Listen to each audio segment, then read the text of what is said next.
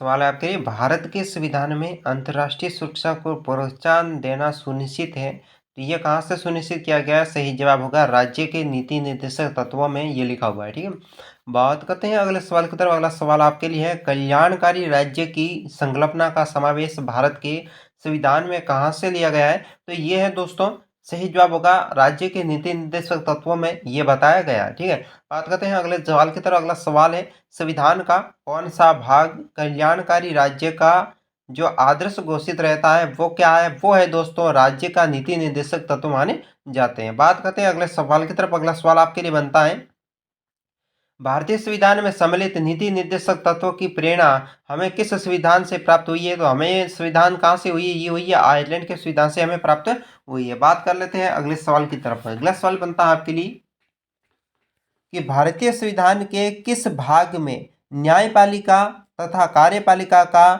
पार्थक्य का प्रावधान दिया गया है? तो इसका सही जवाब होगा राज्य के नीति निर्देशक सिद्धांत के अनुसार। बात करते हैं अगला सवाल है, भारतीय संविधान के राज्य के नीति निर्देशक सिद्धांत के किस मुख्य कारण से सम्मिलित किया गया है? यह किया गया है कल्याणकारी राज्य की स्थापना के लिए ये तैयार किया गया। बात करते हैं अगले सवाल की तरफ। अगला सवाल आपके लिए बनता है, मूलभूत संविधान में कौन से भाग में राज्य लोक कल्याणकारी की संकल्पना सम्मिलित की गई है? तो ये दोस्तों की गई है, सही जवाब होगा राज्य के नीति निर्देशक तत्वों में सम्मिलित की गई है। बात करते हैं अगले सवाल की तरफ। अगला सवाल बनता है, संविधान का कौन सा अंश है जो भारत के नागरिकों को आर्थिक न्याय प्रदान करने का संकेत करता है? ये करता है राज्य के नीति निर्देशक तत्व होते हैं वे करते हैं। ठीक है, अगला सवाल क्या है? अगला सवाल आपके लिए बनता है, कौन राज्य के नीति निर्देशक सिद्धांतों में सम्मिलित नहीं है?